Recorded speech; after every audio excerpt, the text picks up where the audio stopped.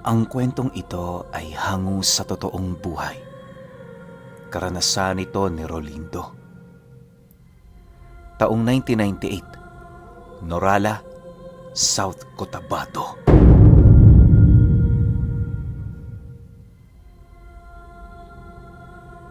Itong mga panahong ito, kasalukuyang naggugupit ng buhok itong si Rolindo. Meron siyang pwesto noon sa lugar nila na siya namang linggo-linggong binibisita ng kanyang matatapat na parokyano.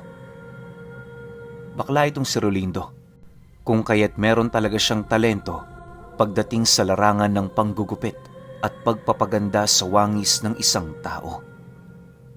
Dahil sa talento niyang yon, kaya na may kahit papaano, meron siyang sapat na kita sa bawat araw na dumaraan. Kapag sinuswerte siya, iniimbitahan siya ng pamilyang may kaya sa lugar nila para doon mismo magpagawa ng mga nais nila. Ulilang lubos na itong si Rolindo. Ang kanyang naiipong salapi sa kanyang trabaho, iniipon niya gawa ng matagal na niyang hinahangad na magkaroon ng sariling bahay. Sa loob kasi ng 5 taon, halos pagala-gala lamang siya sa lugar nila. Yung pwesto niya, hindi gaanong matirhan, lalo pat wala yung maayos na palikuran.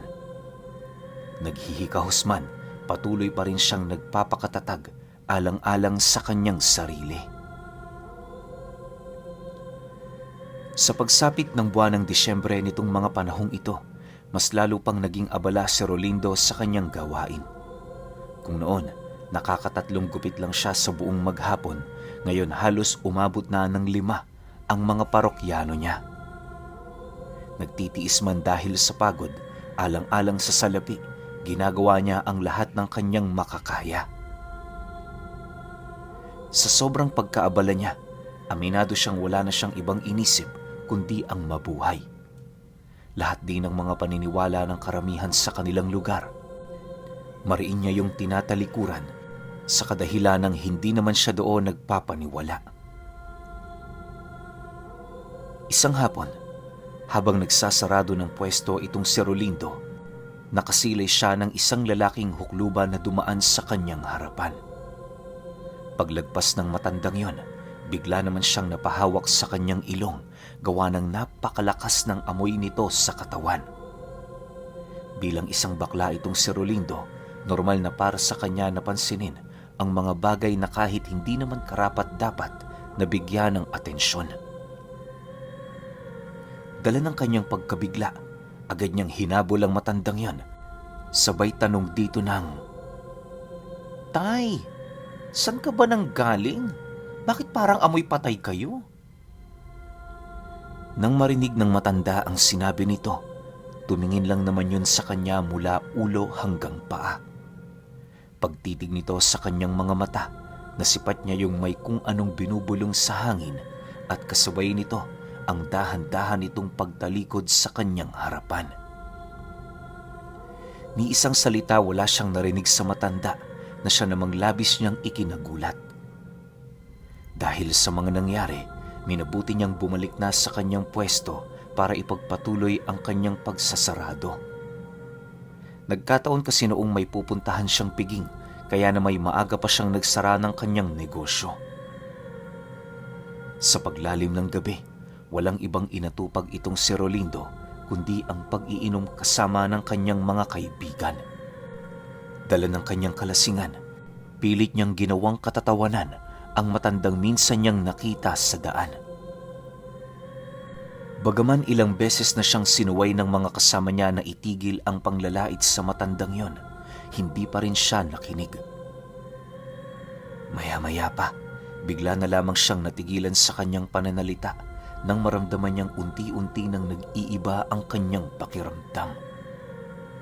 Sinubukan pa siyang tulungan ng kanyang kaibigan sa pamamagitan ng pag-abot sa kanya ng tubig, pero sadyang hindi niya kinakaya ang sakit na nagmumula sa loob ng sistema niya.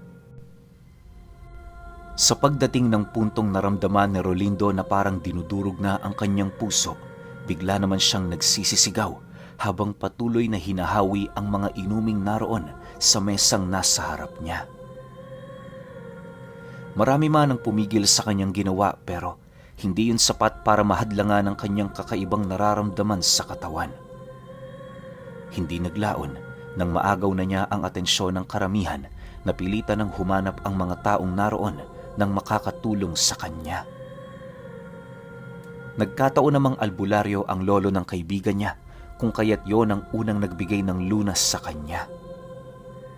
Habang ginagamot siya nito, panay naman ang pagtawag nito sa kanyang pangalan na parabang nais nitong panatilihin sa kanyang katawan ang kanyang sariling wisyo. Kalahating oras pa ang lumipas dahil sa tulong ng matanda, nakaramdam ng kaginhawaan itong si Rolindo. Habang siya ay nanghihina, inilahad nito sa kanya na kung nagkataong nawalan siya ng malay noong mismong oras na yon, katapusan na niya. Hindi biro ang sakit na kanyang nakuha, gawa ng isa itong uri ng usog na nakukuha sa patay.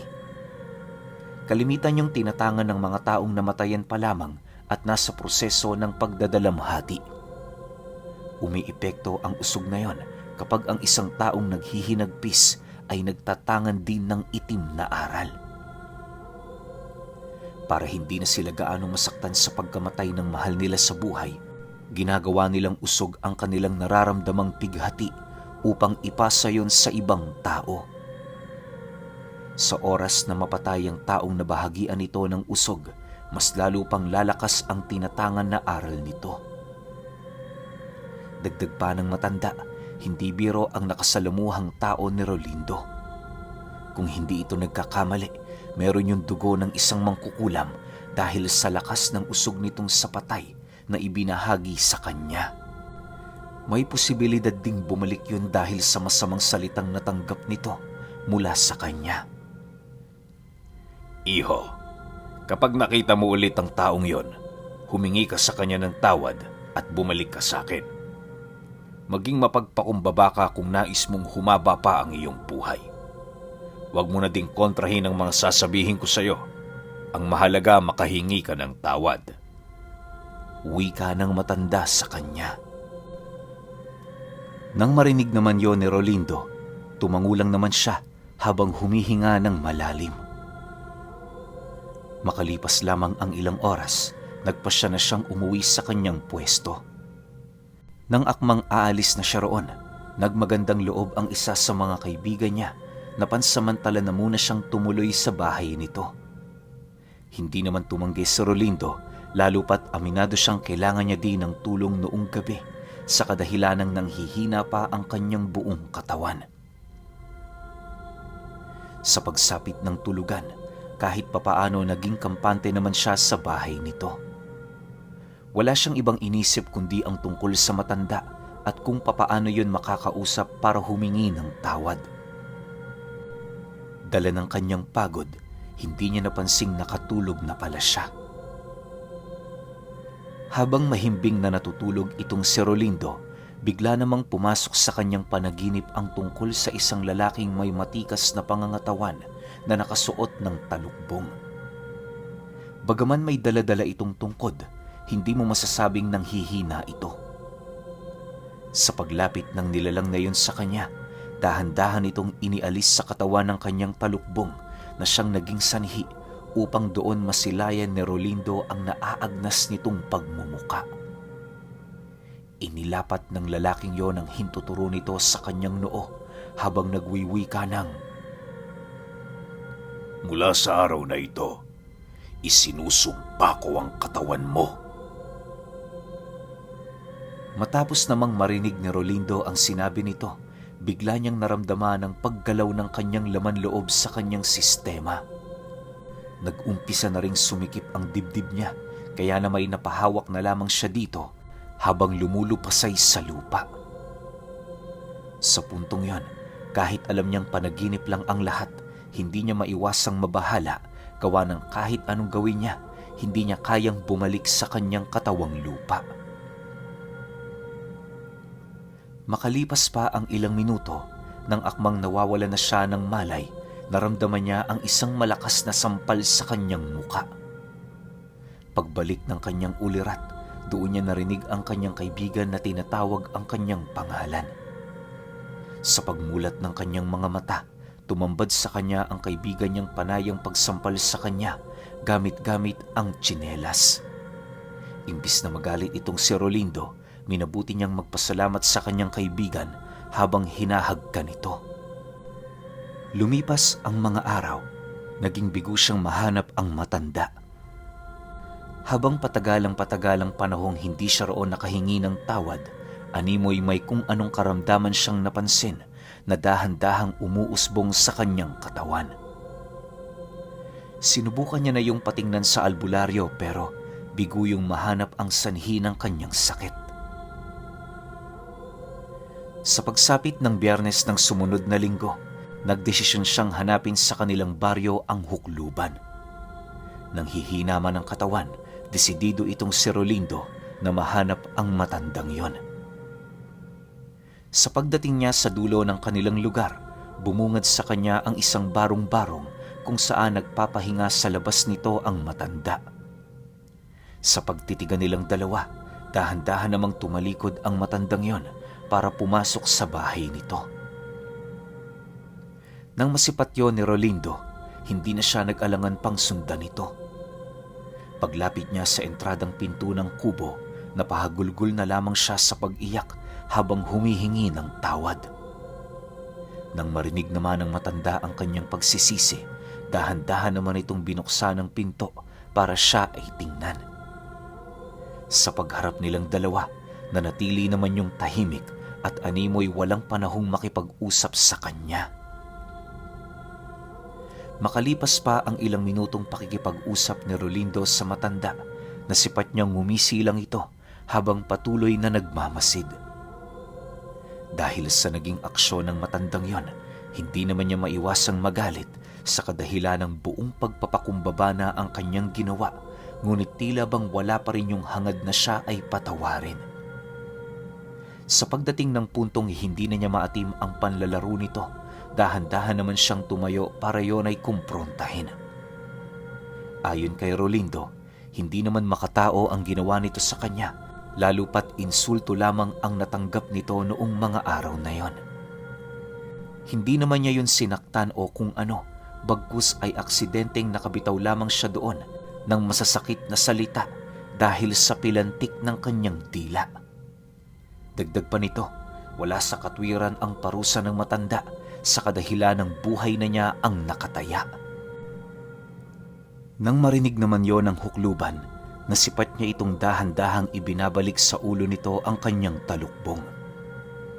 Matapos yan, kinuha nito ang kanyang tungkod habang sumasagot sa kanya ng, Mas masakit ang salita kumpara sa pisikal na pananakit. Pasalamat kaya lang ang aking ginawa. Kung tutusin, wala kang karapatang mabuhay sa mundo. Ang mga kagaya mo, makasalanan. Dapat binabao ng buhay sa lupa. Dahil sa sinabi nito, doon na tuluyang hindi nakapagpigil itong si Rolindo. Walang sabi-sabi, agad naman siyang tumayo at mabilisang kinuyog ang matanda. Walang habas niya yung sinapak at sinabunutan, subalit nakapagtatakang hindi yun lumalaban. Maya-maya pa, nang medyo kumakalma na siya, doon bumungad ang pagmumuka ng matanda na punong-puno ng sugat. Halos maligo sa sariling dugo ang pagmumuka nito, pero hindi nito nagawang lumaban sa kanya. Sa halip, nakangisi lang ito na parabang nasisiyahan pa sa kanyang ginawa. Matapos ang mga pangyayaring yan, agad namang umalis itong si Rolindo. Habang binabagtas niya ang daan, rinig na rinig niya kung papaano tumawa ang matanda na parabang nagdidiwang. Dala ng kanyang takot at pangamba, minabuti niyang tumungo sa bahay ng albularyo para humingi ng tulong. Sa isip-isip niya, kapag hindi siya humingi ng tulong noong araw na yon, maaaring hindi na siya abutan ng umaga. Sa pagdating niya sa bahay ng kaibigan niya, doon bumungad ang albularyo na abalang-abala sa mga ginagawa nito. Pagsipat nito sa kanya, bahagya naman yung natigilan sa kadahilan ng meron itong kakaibang amoy na nalanghap sa hangin. Pagsilay nito sa kanya, Dali-dali naman siya nitong nilapitan para kausapin. Sa tono ng pananalita ng matanda, animoy nasa panganib talaga ang buhay nitong si Rolindo. Ayon dito, naghuhudyat ng masamang pangitain ang kanyang amoy sa katawan. Naglalamon nito ng galit at puot sa kanya ng hukluban, hudyat na hindi na siya nito bubuhayin sa pagkakataong iyon. Doon din na pag-alaman ng albularyo ang mga kakaibang marka sa katawan ni Rolindo na halos kasing tulad sa markang madalas na ibinibigay ng isang gabunan sa magiging biktima nito. Dahil sa mga nalaman ng matanda, mas lalo pa yung nabahala gawa ng hindi lang pala mang-uusog ang kanilang kalaban. Nagbabala rin ito tungkol sa maaaring mangyari sa kanya kapag hindi siya pinalad na makaligtas mula sa mga kamay ng huklubang gabunan. Sa pagsapit ng gabi, nanatiling nakaantabay itong si Rolindo sa bahay ng albularyo. Nakahiga siya noon sa pinakagitnang parte ng bahay kung saan doon din siya ginagamot ng albularyo. Habang lumalalim ang gabi, meron siyang kakaibang nararamdaman sa kanyang sarili. Hindi naman siya gaanong gumagalaw pero pakiramdam niya, nilulukot ng kalamnan niya ang kanyang laman loob. Pabalik-balik din siya noon sa banyo, gawa ng panay ang kanyang pagdumi kahit wala naman yung inilalabas. Maya-maya rin ang kanyang pagsusuka na siyang mas lalong nagpapahina sa katawan niya. Sa pagtungtong pa ng 10:00, halos hindi na makagalaw itong si Rolindo. Dumidilat-dilat na din ang mga mata nito na para bang kakalas na ang kanyang wisyo. Bagaman gano'n na ang nangyayari sa kanya, hindi naman siya noon hinayaan ng matanda. Lahat ng pangontra at maaaring makatulong na medalyon ay inilagay nito sa kanyang katawan, mapanatili lamang ang kanyang kalakasan. Sa oras kasi namang hina ang katawan at wisyo nitong si Rolindo, maaaring hindi na mahugot pabalik ng matanda ang kanyang kaluluwa. Kapag gano'n na ang nangyari sa kanya, hudyat na yon ang kamatayan niya. Sa pagpapatuloy ng mga kaganapan, pilit na nilalakasan ni Rolindo ang kanyang sarili. Bagaman wala na siyang kakayahang magsalita, pilit siyang nananalangin sa pamamagitan ng kanyang isipan. Habang ginagamot siya ng matanda, ramdam na ramdam naman niya ang animoy mga kaluskos sa bubong ng bahay nito. Mahina lang ang mga kaluskos na yon pero alam niya sa kanyang sarili na mga yapak ito ng kung anong nilalang. Maya-maya pa, laking gulat na lamang niya nang biglang sumigaw ng napakalakas ang albularyo at kasabay nito ang pagrinig nila ng isa ding napakalakas na pag-aangil sa itaas ng bubong ng bahay. Rinig na rinig nila kung papaano lumipad ang nilalang na yon dahil sa malalakas na pagkumpas ng mga pakpak nito. Habang umiikot ang isang malakas na hangin sa labas ng bahay, halos umangat naman ang katawan ni Rolindo gawa ng pakiramdam niya, hinihila siya papaitaas ng nilalang na yon. Nang mapansin naman ito ng albularyo, agad yung kumuha ng kutsilyo at meron itong pinutol sa itaas ng kanyang katawan. Matapos yan, doon pa lamang siya nanumbalik sa kanyang higaan. Sa pagbalik ng katahimikan sa paligid, kahit papaano bumabalik na din ang kanyang lakas. Kung kanina ay halos hindi na siya makapagsalita, ngayon kahit papaano nagagawa na niyang sumagot sa mga tinatanong sa kanya ng albularyo. Sa paglipas ng gabing yon, labis-labis ang pasasalamat ni Rolindo gawa ng walang nangyaring masama sa kanya. Bagaman nanghihina at nakakaramdam ng kakaiba, pilit pa rin siyang nagpapakatatag alang-alang sa buhay niya. Halos inabot din siya ng ilang buwan sa pananatili sa bahay ng matanda para lamang tuluyang magamot ang kanyang karamdaman.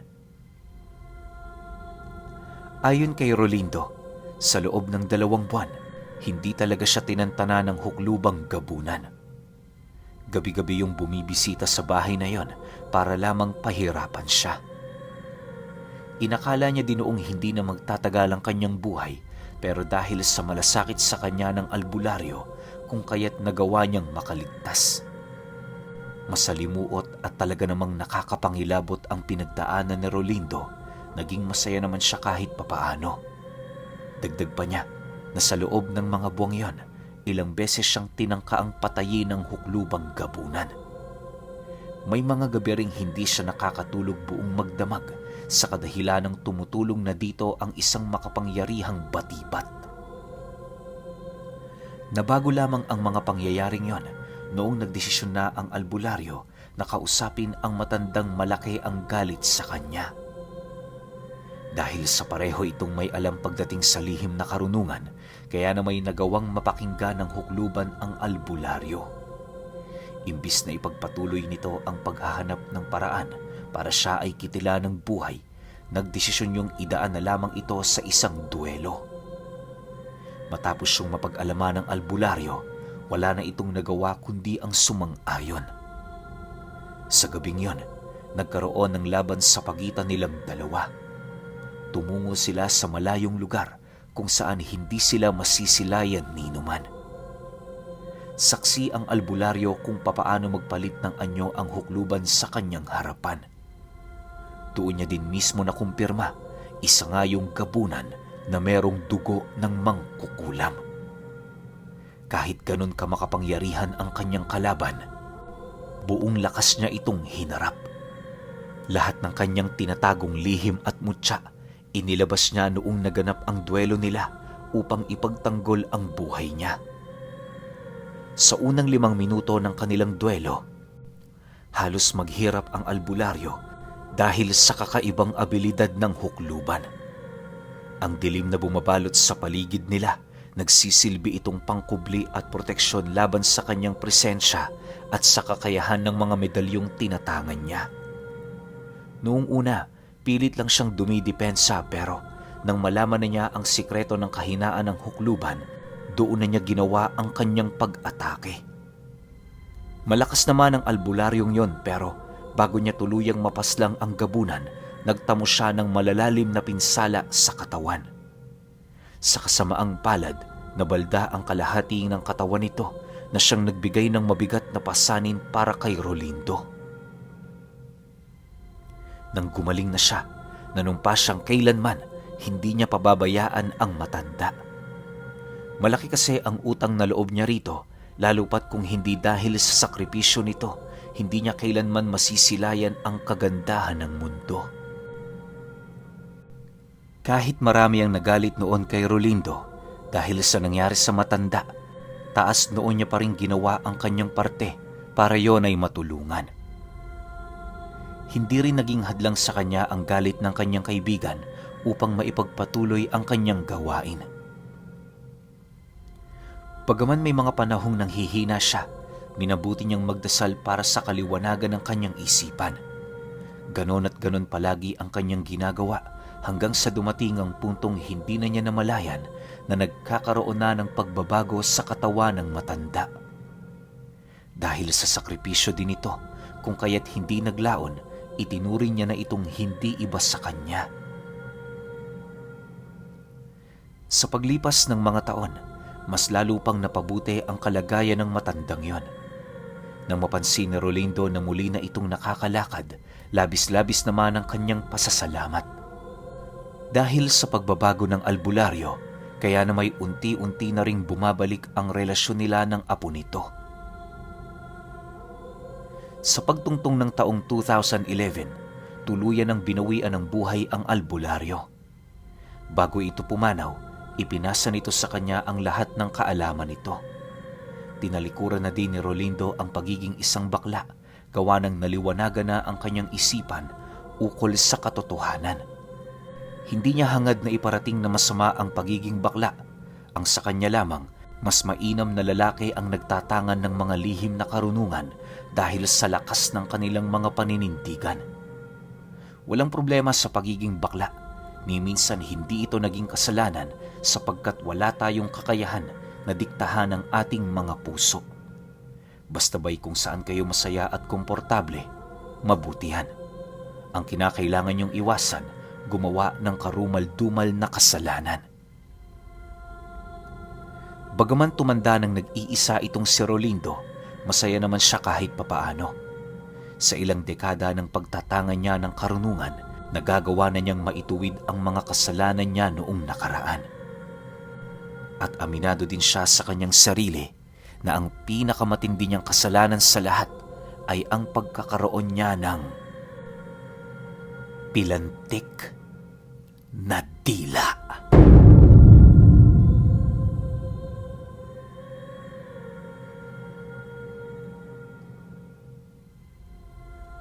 Okay, opinyon ko sa kwento ni Rolindo. Ang ganda.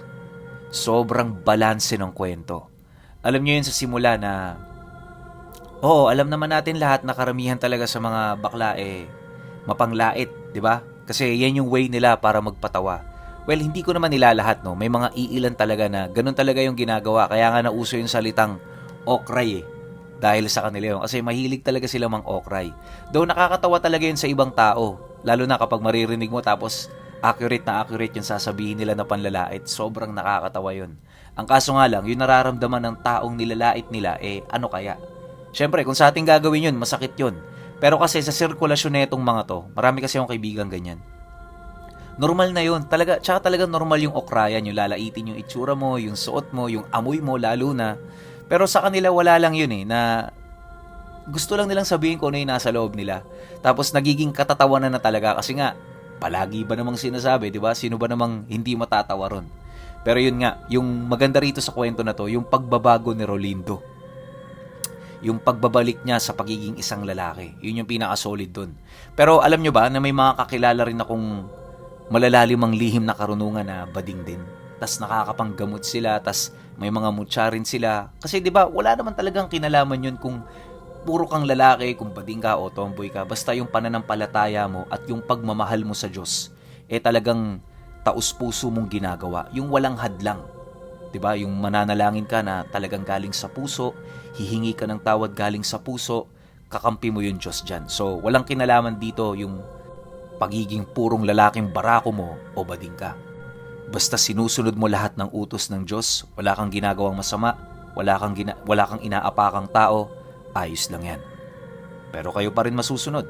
Kung ano ang opinion nyo sa kwentong ito, comment nyo lang sa baba. Yun lang, hanggang sa susunod na kwento. Salamat.